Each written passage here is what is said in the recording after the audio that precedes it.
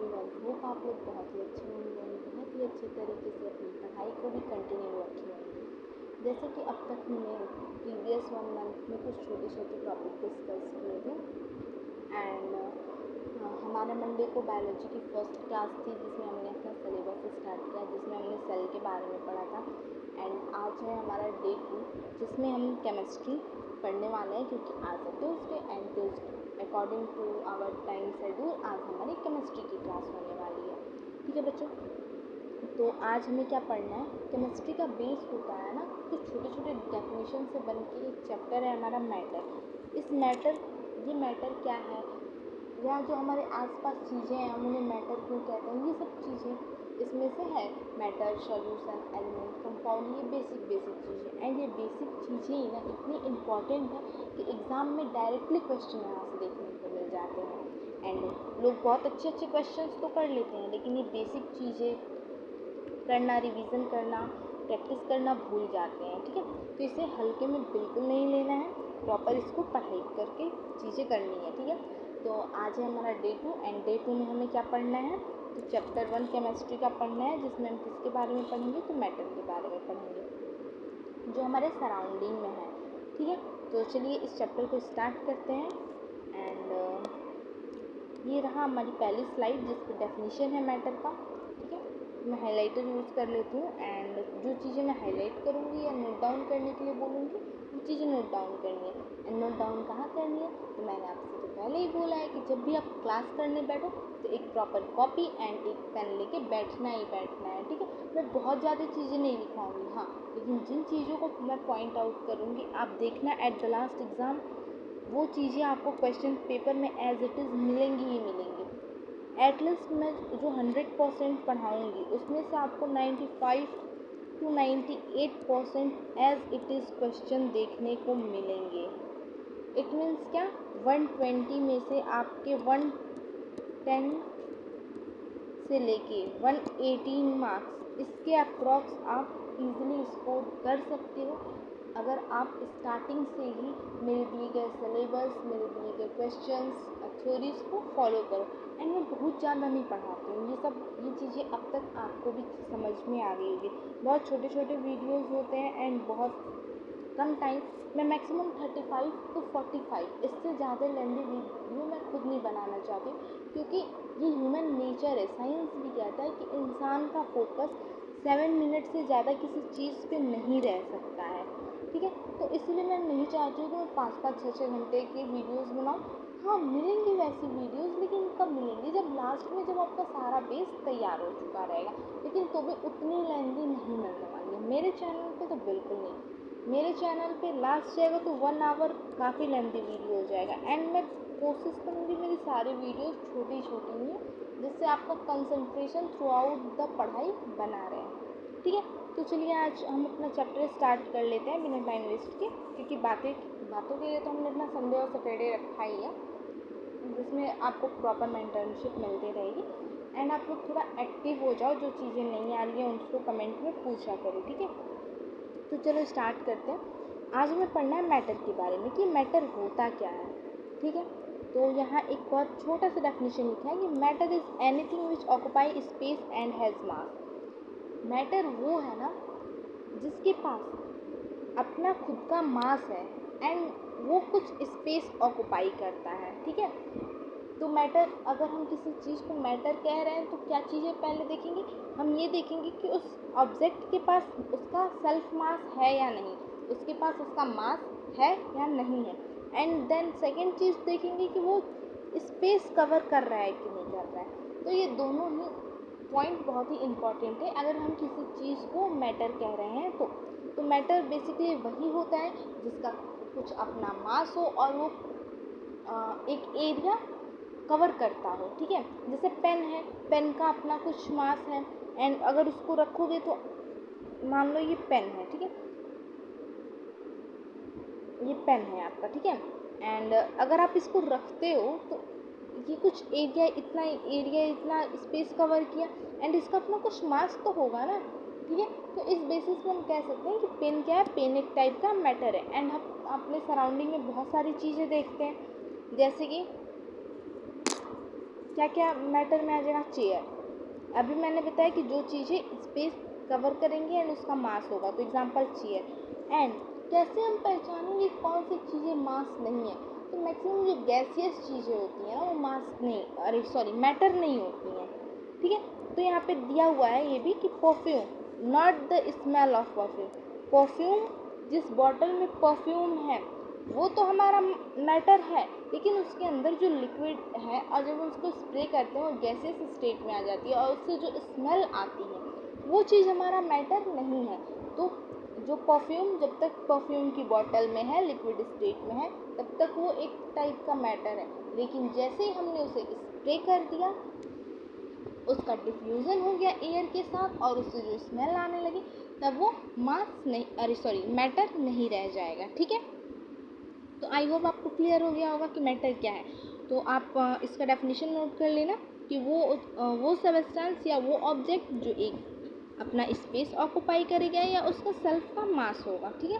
तो ये दोनों लाइन आप लोग नोट कर लेना। एंड ये एग्जांपल बहुत ही बेटर एग्जांपल है, इस चीज़ को आप लिख लेना कि आपको कभी भी डाउट ना हो कि मैटर होता क्या है, ठीक है। तो ये बहुत ही इंपॉर्टेंट है, इसको आप नोट कर लेना, ठीक। नेक्स्ट आ जाता है classification of matter. Classification of matter क्या होता है भाई? तो यहाँ पे हमारी दो चीज़ों के बेसिस पे मैटर का क्लासिफिकेशन किया गया है। पहला क्या है?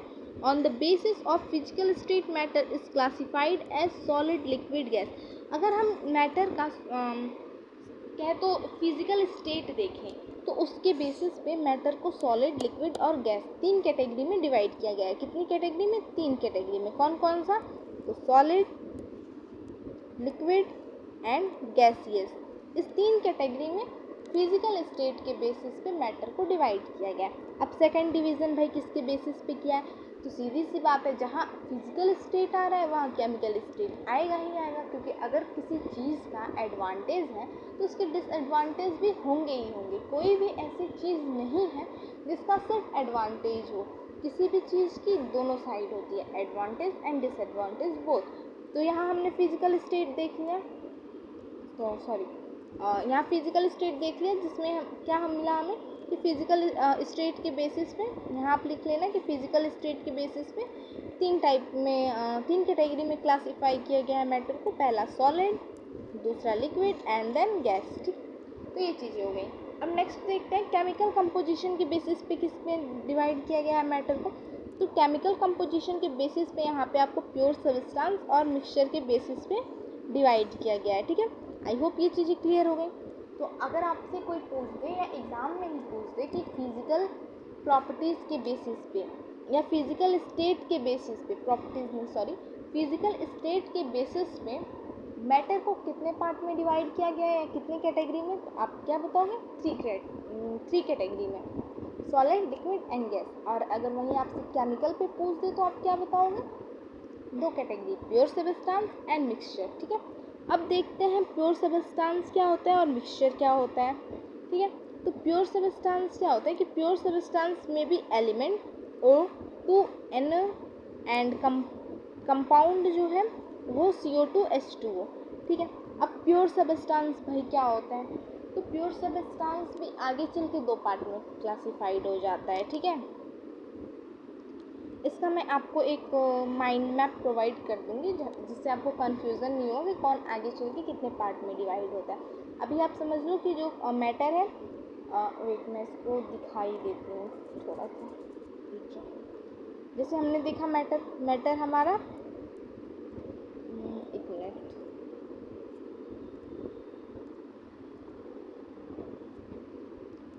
मिनट, मैटर हमारा दो बेसिस पे डिवाइड हुआ। पहला हमारा PS means physical state and CS means chemical state, ठीक है। अब यहाँ से देख लो, इसमें आ गया आपका तीन, सॉलिड, लिक्विड, गैस। इसमें आ गया दो, pure substance and mixture.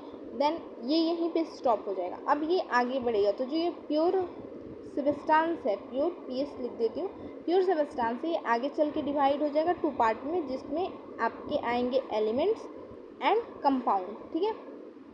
And जो मिक्सचर है वो भी चल के आगे डिवाइड हो जाएगा, किस किस में डिवाइड हो जाएगा? तो होमोजीनियस एंड हेट्रोजीनियस, ठीक है। तो ये चीज़ है।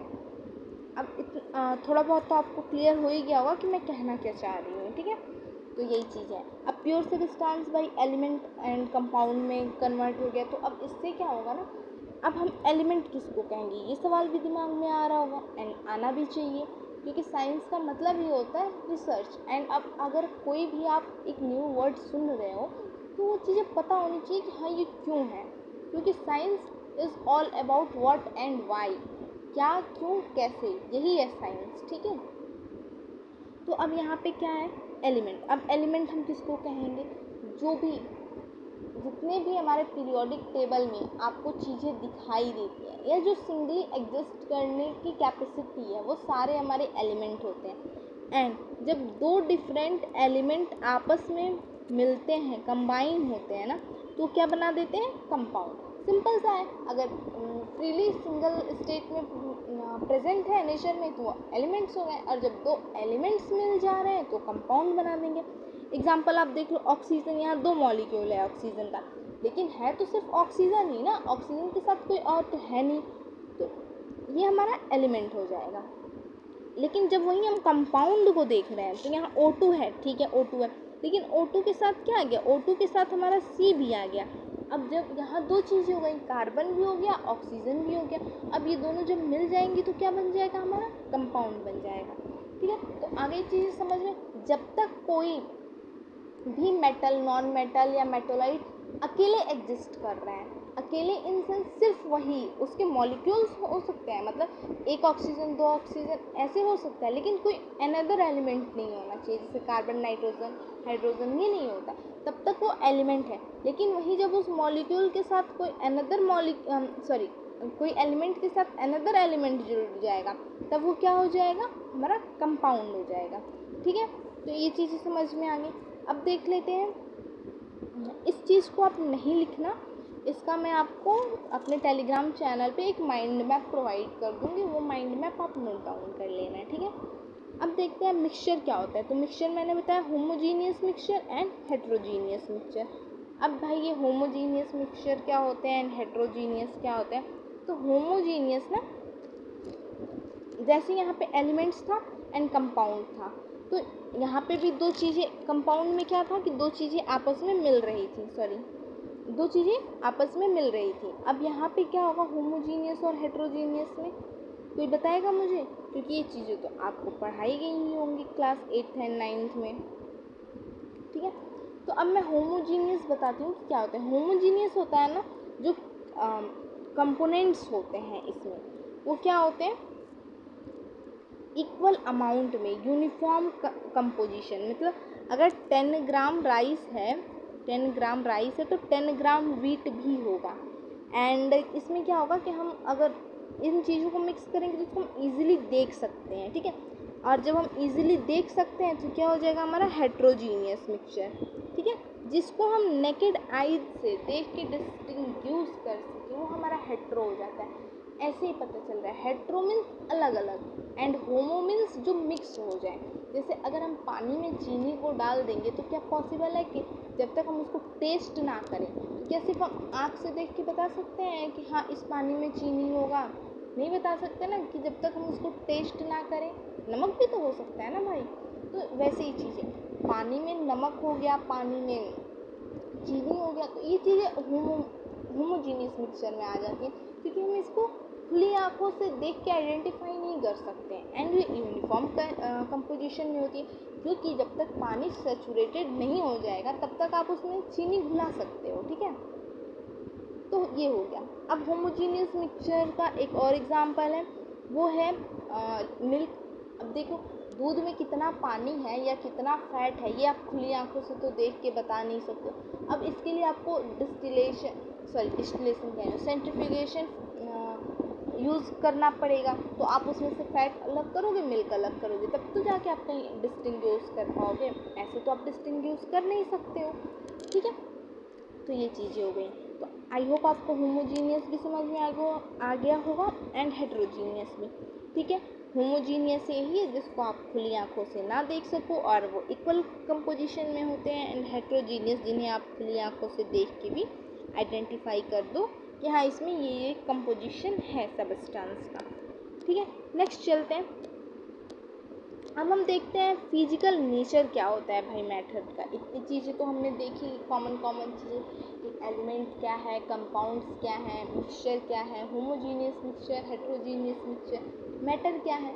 तो अभी तक हमारा बेसिक तो कुछ क्लियर हो ही गया होगा। अब हम नेक्स्ट देखते हैं कि फिजिकल नेचर ऑफ मैटर क्या होता है। ठीक है, तो यहाँ पे हमारे पास पहला स्टेटमेंट है कि matter is made up of particles. जो हमारा मैटर होता है वो पार्टिकल्स से बना होता है। सही बात है भाई, हमने पेन का ही एग्जांपल लिया था। तो पेन में कितनी सारी चीज़ें होती हैं, प्लास्टिक होता है, उसमें इंक होता है, उसकी मेटल की टिप होती है, तो 3-4 चीज़ों से मिलके बनाना। तो वही चीज़ कह रहा है कि बहुत सारे छोटे छोटे पार्टिकल्स को हम कंबाइन करते हैं एंड देन उसके बाद से हम एक कोई भी ऑब्जेक्ट बनाते हैं। एंड वो ऑब्जेक्ट अगर स्पेस कवर कर रहा है, उसका मास है, तो वो क्या हो जाएगा, मैटर हो जाएगा। नेक्स्ट पॉइंट है the particles of matter are very thin. जो मैटर के पार्टिकल्स होते हैं वो बहुत ही पतले होते हैं भाई। पेन में सिंगल लेयर की प्लास्टिक तो होती नहीं है, पतली पतली कई लेयर की प्लास्टिक होती है, तब जाके कहीं वो उतना मोटा फ्रेम बन पाता है। ठीक है, नेक्स्ट है हमारे पास the particle of matter have space between them. And जो मैटर होते हैं उनके जो पार्टिकल्स होते हैं उसमें स्पेस होता है। अब इस पे आप देखो, जो हमने सॉलिड लिक्विड गैस पढ़ा तो सुना ही होगा कि गैस का कोई डेफिनेट वॉल्यूम नहीं होता है, उसके मॉलिक्यूल्स क्या हैं, वो रैंडम मूव करते रहते हैं। लिक्विड का भी है, उसका भी कोई डेफिनेट शेप नहीं होता है, वो भी रैंडमली मूव करता रहता है। अब इतना रैंडमली क्यों मूव करता है, उसके मॉलिक्यूल्स के बीच में बहुत ज़्यादा स्पेस होता है। अगर आपसे मैं एक क्वेश्चन पूछूं, क्या सॉलिड के पार्टिकल्स जो होते हैं उसमें मतलब स्पेस होता है, तो आप क्या कहना चाहोगे? इस क्वेश्चन का आंसर आप लोग कमेंट करना कि अगर मैं कहूँ कि सॉलिड के पार्टिकल्स में स्पेस है या नहीं, तो आपका जवाब क्या होगा, हाँ या ना? और हाँ तो क्यों, और ना तो भी क्यों? क्योंकि साइंस है भाई, रीज़न तो बताना पड़ेगा। बिना रीज़न के तो बड़े बड़े साइंटिस्ट की थ्योरी नहीं एक्सेप्ट होती है। ठीक है, तो आपको ये रीज़न बताना है कि अगर सॉलिड है तो उसके पार्टिकल के बीच में डिफरेंस नहीं है, तो आप किस बेसिस पे कह रहे हो कि नहीं है, एंड अगर है तो आप किस बेसिस पे कह रहे हो कि पार्टिकल्स के बीच डिफरेंस यानी स्पेस है। ठीक है, तो ये चीज़ें हो गई। नेक्स्ट है हमारा, ये चीज़ें आप कमेंट करना। देन नेक्स्ट क्लास जब होगी हमारी केमिस्ट्री की, नेक्स्ट वीक के ट्यूसडे में, तो ये चीज़ें मैं आपको क्लियर कर दूँगी। एंड प्रॉपर कमेंट करना, क्योंकि मैं कमेंट बॉक्स ज़रूर चेक करूँगी। ठीक है, तो आई होप आप लोग मुझे निराश नहीं करोगे, प्रॉपर आंसर दोगे। ठीक है, नेक्स्ट पॉइंट है हमारा the particle of matter are continuously moving. जैसे कहा, अब अगर जो समझदार बच्चा होगा ना, उसको इस लाइन से मेरे पूछे गए क्वेश्चन का आंसर मिल गया होगा। ठीक है, क्या है कि जो मैटर होता है ना, उसमें जो पार्टिकल्स होते हैं वो कंटिन्यूसली मूव करते रहते हैं। ठीक है, एंड एंड जो लास्ट है हमारा the particle of matter attract each other. जो मैटर के पार्टिकल होते हैं वो एक दूसरे को अट्रैक्ट करते हैं, इसलिए उनके बीच में एक अट्रैक्टिव फोर्स बना रहता है। ठीक है, तो ये चीज़ हो गई। तो इस पांचों पॉइंट को पांचों पॉइंट को यहाँ पे नंबरिंग मिस्टेक है, आप इसको सही कर लेना। ये 4th पॉइंट था हमारा एंड ये 5th, एंड इसको आप लोग कॉपी में नोट डाउन कर लेना। ठीक है, क्योंकि कभी कभी इसको स्टेटमेंट या रीजनिंग में पूछ सकता है। एंड वो जो मैंने सॉलिड वाला क्वेश्चन पूछा वो तो पूछ ही सकता है भाई, वो बहुत ही क्या तो उम्दा क्वेश्चन है इस चैप्टर का। सिर्फ हाँ और ना में लटका देगा, समझ जाओ, अगर सीरियसली नहीं पढ़ोगे तो। ठीक है, तो मैं नहीं चाहूँगी कि मेरा एक भी स्टूडेंट इन सब चीज़ों में अटके लटके। ठीक है, अच्छे से पढ़ोगे तो चीज़ें अच्छे से कवर हो जाएंगी। एंड मैं वो हर एक वीकनेस पॉइंट बताऊँगी जहाँ पे एग्ज़ामिनर आपको फंसा सकते हैं। ठीक है, तो जब मैं इतनी मेहनत करूँगी आपके लिए, तो आप भी तो मेहनत कर सकते हो ना खुद के लिए। ठीक है, अब हम नेक्स्ट देखते हैं। अब यहाँ पे हमने पहला स्टेटमेंट पढ़ा था कि matter is made up of particle. तो इसकी एक एक्टिविटी है छोटी सी। ठीक है, इस एक्टिविटी या समझ लो एग्जाम्पल है, एंड अगर ये चीज़ मैं आपको समझा दूँ तो आपको मिल जाएगा मेरे दिए गए सवाल का जवाब। ठीक है। तो मैं उतना डीपली तो नहीं समझाऊंगी क्योंकि इससे क्वेश्चन बनने वाले नहीं हैं, जो था ओवरव्यू मैंने बता दिया, लेकिन मैं फिर भी थोड़ा थोड़ा ओवरव्यू बता देती हूँ। जैसे मैंने कहा कि matter made up of particle है, तो देखो यहाँ पे वाटर एंड शुगर का एग्जाम्पल दिया हुआ है, ठीक है। कहा बहुत छोटे छोटे पार्टिकल से बना हुआ है, तो यहाँ दिया ही हुआ है, पहले 10 ml then 10 ml then 10 ml। तो मैंने आपको सॉलिड के बेसिस पे एग्जांपल दिया था, यहाँ इसने लिक्विड के बेसिस। अब ये छोटे छोटे 10 ml मिला के यहाँ 100 ml बनाया है, ठीक है। 10 ml बना मिला के 10 ml को 10 बार मिलाया होगा, तब जाके यहाँ 100 ml बना है, ठीक है। देन नेक्स्ट है हमारा the particle matter have space between them. तो ये भी है भाई, ये देखो यहाँ लिक्विड है, अब इसमें देखो कितना स्पेस है मॉलिक्यूल्स में, है ना। तो यही चीज़ें कह रहा था, मतलब हमने ऊपर स्टेटमेंट में देखा। नेक्स्ट हमने क्या देखा था कि जो पार्टिकल्स हैं वो कंटिन्यूसली मूव करते रहते हैं। तो देख लो भाई, है ही ये गैसेस के मॉलिक्यूल्स हैं, और गैस का तो कोई डेफिनेट शेप वॉल्यूम होता ही नहीं, वो जहाँ ही जाएगा उस शेप में खुद को एडजस्ट कर लेगा। खुद को एडजस्ट करना अगर कोई बहुत अच्छे से जानता है तो कौन है, गैस। इंसान भी इतने अच्छे से एडजस्ट नहीं करता है जितने अच्छे से गैस खुद को एडजस्ट कर लेता है, ठीक है। तो ये चीज़ें हैं। तो यहाँ आप देख सकते हो कि मॉलिक्यूल्स में गैपिंग है, ठीक है। तो यही चीज़ें कह रहा था कि जितने पार्टिकल्स हैं उनमें गैपिंग होती है, स्पेस होता है, जिसकी वजह से उनमें क्या होती है, मूवमेंट होती है, ठीक है। अब यहाँ कह रहा है कि जो पार्टिकल्स हैं वो अट्रैक्ट करते हैं एक दूसरे को। हाँ तो भाई करते ही हैं, अब चीज़ें हैं तो अट्रैक्शन तो होगा ही होगा। अब इसका कहाँ आप एग्जाम्पल देख सकते हो, देखो यहाँ क्या है, इतने सारे अगर मान लो तो छोटे छोटे बॉल्स टाइप में आपको दिखाया है, एंड यहाँ पे लिखा है एक take an iron nail and piece of chalk and rubber band, try breaking them hammer cutting stretch and it is more easier to break chalk, less easier to break rubber band and difficult to break iron nail. This is because particle of iron nail are held together by great force, ठीक है। अब ये इतनी अंग्रेजी तो झाड़ दी, इस अंग्रेजी का मतलब क्या है भाई ये भी समझ लो आप लोग, क्योंकि अंग्रेजी पढ़ना और चीज़ों को समझना दोनों अलग अलग चीज़ है, ठीक है। तो मैं यहाँ पे बहुत सिंपल तरीके से आपको समझा देती हूँ, एक फ़नी वे में, फ़नी तो नहीं मतलब हाँ ठीक ठाक से समझा देती हूँ। यहाँ कह रहा है कि मान लो आपके पास एक लोहे की नेल है, मतलब ये जो नहीं होती है घर में जिसमें वो रस्सी वगैरह बांधा जाता है, चाइना नेल टाइप की आती है, ठीक है वो चीज़। एंड चॉक है हमारे पास, रबर बैंड है। इसमें से सबसे पहले किसको ईजिली तोड़ लोगे आप, चॉक को तोड़ लोगे।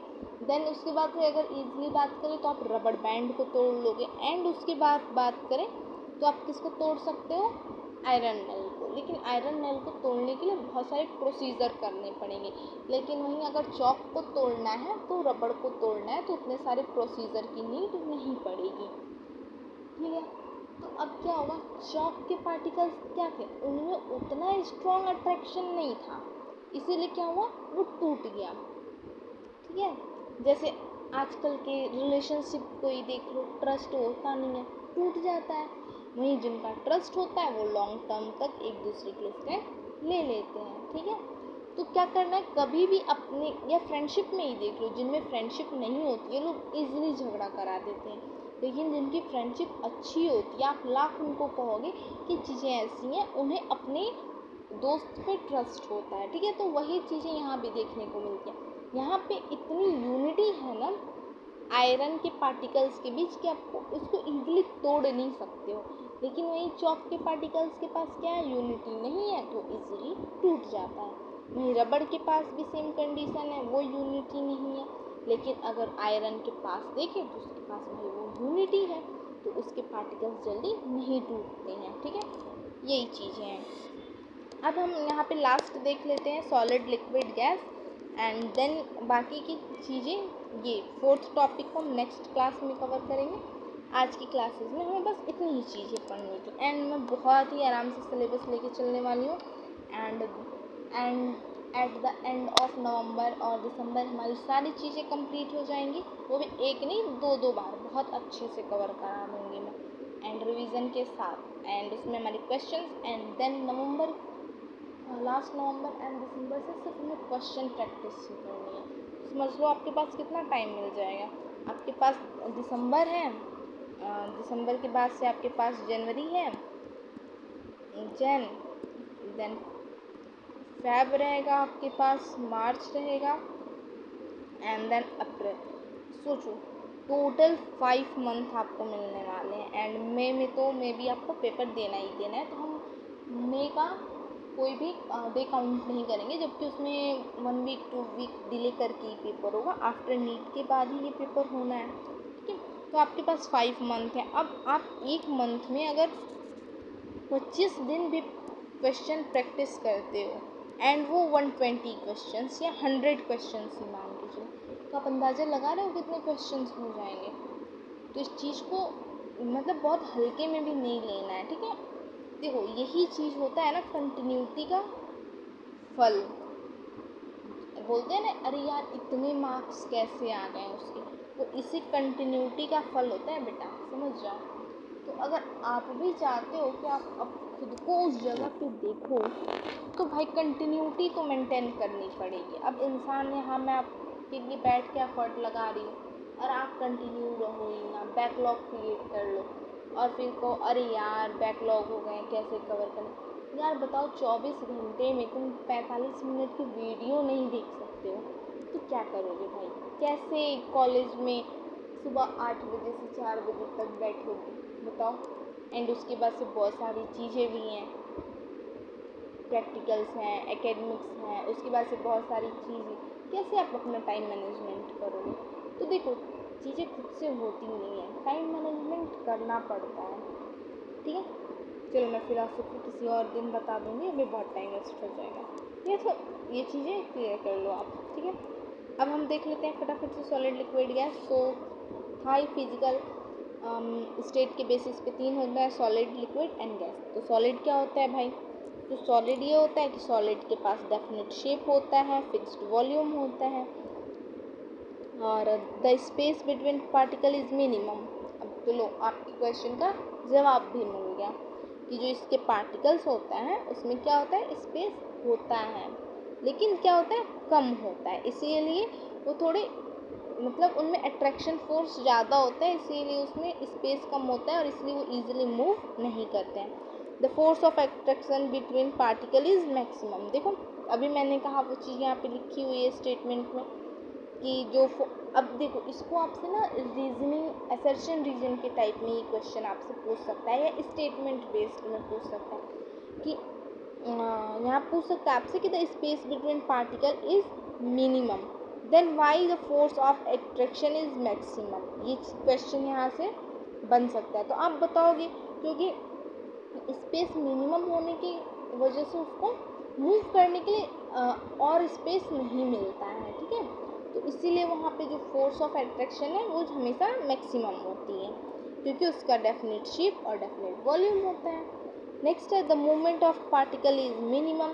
अब आप कहोगे सॉलिड तो हमें पूरा बढ़िया सॉलिड अच्छा खासा दिखता है, इसमें अब मूवमेंट कहाँ से होगी पार्टिकल की। तो पता है जब इसको आप माइक्रोस्कोपिक लेवल पे देखोगे ना, तो इसकी मूवमेंट जैसे आप मान लो रबड़ बैंड है, उसको आप स्ट्रेच करके एंड या रबड़ बैंड छोड़ो, आप गिटार का स्ट्रिंग जो होता है उसको देख लो, आप उसको जब बजाते हैं तो क्या होता है उस स्ट्रिंग्स में वाइब्रेशन होता है एंड वाइब्रेशन से म्यूजिक निकलता है। तो जस्ट वैसा ही वाइब्रेशन जो सॉलिड के पार्टिकल्स होते हैं वो अपनी जगह पे हल्के हल्के वाइब्रेट हो रहे होते हैं एंड उसी को वहाँ पे क्या कहा जाता है, मूवमेंट कहा जाता है, ठीक है।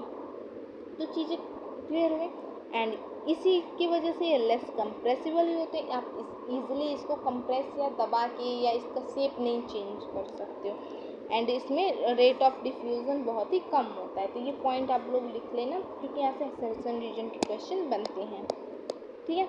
नेक्स्ट है हमारा प्रॉपर्टीज़ ऑफ लिक्विड। भाई प्रॉपर्टीज़ ऑफ लिक्विड क्या है, तो देखते हैं। Liquid have no definite shape but fixed volume. Liquid take the space of the container. जैसा मैंने बताया लिक्विड का कोई शेप नहीं होता है, लेकिन वॉल्यूम भाई फिक्स होता है इसका। अब शेप क्यों नहीं फिक्स होता है, तो लिक्विड के जो पार्टिकल्स हैं वो मूव करते रहते हैं। अगर आप उसको ग्लास में डालोगे तो ग्लास का शेप ले लेगा, बाल्टी में डालोगे बकेट में वो बकेट का शेप ले लेगा। लेकिन यहाँ पे आप एक चीज़ देखने को मिलेगी, भले आप उसको ग्लास में रखो, अगर 100 अगर 1 लीटर पानी है तो ग्लास में इतना है, ठीक है। वहीं अगर बकेट की बात करें तो इतना है, लेकिन अभी भी तो वो 1 लीटर पानी ही न है। ऐसा तो है नहीं कि ग्लास से बाल्टी में आया तो आधा लीटर पानी हो जाएगा, अभी भी वो 1 ही लीटर रहेगा, लेकिन क्या हुआ, उसका शेप चेंज हो गया, ठीक है। नेक्स्ट है हमारे पास the space between particle is intermediate. अब वही बात है, जैसे सॉलिड्स के पार्टिकल्स के बीच में स्पेस नहीं था, लेकिन इसके पार्टिकल्स के बीच में ठीक ठाक स्पेस होती है। नेक्स्ट है हमारा the force of attraction between the particle is intermediate. वही बात है, यहाँ पे डी है, यहाँ पे टी कर लेना। तो ये भी वही चीज़ कह रहा है, अब थोड़ा बहुत स्पेस है तो थोड़ा बहुत अट्रैक्शन। देखो जितना ज़्यादा स्पेस होगा, समझ लो स्पेस जितना ज़्यादा इंक्रीज करेगा, अट्रैक्शन आपका उतना ही डिक्रीज करेगा। क्योंकि ना बोलते हैं ना, दूरियाँ अगर दूरी बना लो तो आकर्षण खुद ब खुद कम हो जाता है। मोबाइल देखना बंद कर दो, मतलब रील्स स्क्रॉल करना, मोबाइल देखना इन सेंस फालतू का टाइम वेस्ट करना रील्स में, शॉर्ट्स में, डिस्ट्रैक्शन अपने आप ख़त्म हो जाएगा, पढ़ाई से अट्रैक्शन अपने आप आ जाएगा, ठीक है। नेक्स्ट है हमारा the movement of particle is intermediate. भाई जब स्पेस इंटरमीडिएट है, फोर्स इंटरमीडिएट है, तो मूवमेंट भी इंटरमीडिएट होगी, क्योंकि ये तीनों आपस में क्या करते हैं, वो रिलेट करते हैं, ठीक है। तो ये चीज़ है। नेक्स्ट है less, they are less compressible. हाँ, सॉलिड में क्या था, इनकम्प्रेसिबल, आप उसको कंप्रेस नहीं कर सकते। लेकिन हाँ, लिक्विड क्या है, आप इसको थोड़ा बहुत कंप्रेस कर सकते हो। नेक्स्ट है there rate of diffusion is more than solid. Solid में कोई डिफ्यूज़न नहीं था, लेकिन लिक्विड में डिफ्यूज़न होगा। क्यों होगा, अगर सॉलिड के ऊपर मान लो आप कहीं चीनी डालते हो, शुगर, तो क्या होगा, जिस सरफेस पे आप डाले रहोगे उसी सरफेस पे होगा। ऐसा तो है नहीं कि अगर मान लीजिए एक क्यूब है, क्यूब के किसी एक फेस पे आप चीनी रख देते हो, तो ऐसा तो है नहीं कि वो बाकी फेसेस पे भी चला जाएगा। लेकिन अगर वही पानी है, पानी में आप चीनी डालते हो तो वो पूरे पानी का टेस्ट चेंज करेगा, ठीक है। तो यही चीज़ कह रहा है कि सॉलिड में डिफ्यूज़न नहीं था, लेकिन लिक्विड में डिफ्यूज़न है। यहाँ आपने ये डायग्राम देखा ही था, कितने प्रॉपरली अरेंजमेंट है। यूनिटी देख रहे हो भाई साहब, ऐसी यूनिटी की नीड हमारे देश को भी है, ठीक। अब ये लिक्विड देखो, इसमें यूनिटी है नहीं है, इधर उधर बिखरे पड़े हैं। इसी का रीज़न है कि लेस कंप्रेसिबल भी हैं, इनकी डिफ्यूज़न रेट भी है, और इनमें अट्रैक्शन भी कम है। तो क्या है, ईजिली पानी को मूव किया जा सकता है, ऐसा पानी के पार्टिकल्स को मूव किया जा सकता है, सॉरी, ठीक है। अब देखते हैं गैसेस क्या है, एंड ये हमारा लास्ट टॉपिक है, ठीक है। हम लोग को पढ़ाते पढ़ाते मेरा गला भी बैठ गया, अच्छे से पढ़ाई करना, ठीक है। नेक्स्ट है हमारा प्रॉपर्टीज़ ऑफ गैसेस। अब गैसेस की प्रॉपर्टीज़ क्या होती है, तो gases have no definite shape और fixed volume.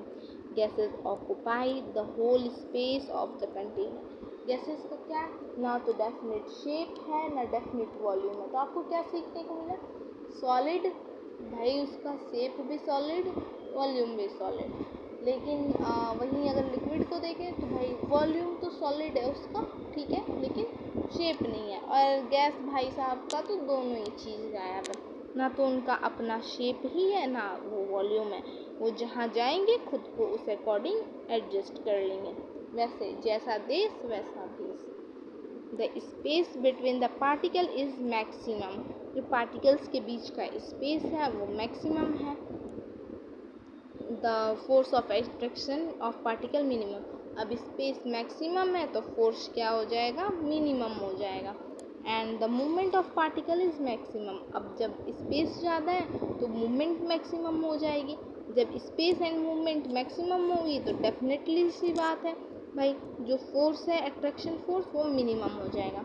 And they are most compressible, आप इसको ईजिली कंप्रेस कर सकते हो। Their ratio of diffusion is more than solid and liquid, आप सॉलिड एंड लिक्विड के कंपैरिजन में देखोगे कि इसमें ज़्यादा डिफ्यूज़न होगा, क्योंकि देखते हो अगर आप देखो तो कहीं अगर आग ही लग जाती है तो वहाँ से फैलते फैलते कितने सारे लोगों को पता चल जाता है कि हाँ आग लगी है। किससे?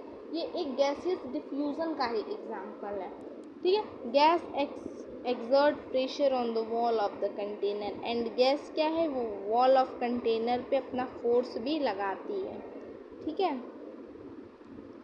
यहाँ देख ही लो आप, ये कंटेनर है, इसमें गैस के पार्टिकल्स हैं, वॉल पे अपना फोर्स लगाएगी, ऐसे आएगी, यहाँ फोर्स लगाएगी, फिर ये मूव कर जाएगी, ठीक है। तो ये चीज़ हो गई। तो आज की क्लास में आपको इतना ही पढ़ना था।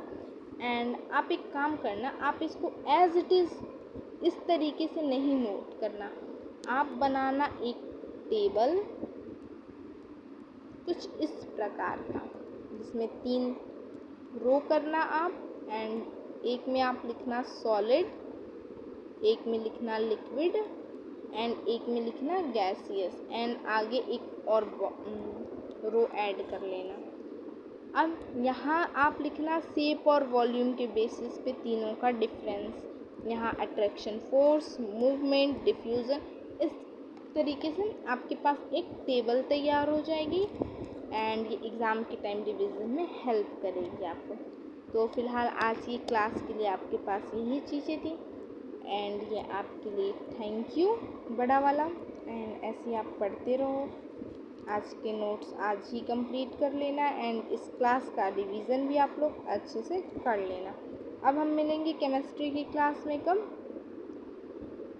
नेक्स्ट ट्यूसडे को, ठीक है। तब तक आपको जो बायो की क्लास मिली है वो केमिस्ट्री की क्लास जो आज हुई, ये चीज़ें एकदम प्रॉपर रेडी कर लेनी है। एंड कल हमारी क्लास होगी किस चीज़ की? तो हमारे प्यारे से सब्जेक्ट फिज़िक्स की। खैर प्यारा तो नहीं है आप लोगों के नज़रिए से, लेकिन है ये बहुत ही खूबसूरत सब्जेक्ट, खूबसूरती है फिज़िक्स में भाई साहब, ठीक है। तो कल हमारी फ़िज़िक्स की क्लास होगी, कितने बजे होगी? तो एज़ यूज़ुअल 4 बजे चैनल पे आपको वीडियो मिल जाएगी, ठीक है। तो 4 बजे आप लोग अपनी पेन कॉपी लेके रेडी रहना फिज़िक्स की क्लास के लिए, जैसे आज रेडी थी केमिस्ट्री की क्लास के लिए, ठीक है। तो एक बार और आपको आपका थैंक यू दे दिया जाता है, जो मुझसे गलती से इरेज हो गया था, ठीक है। Thank you.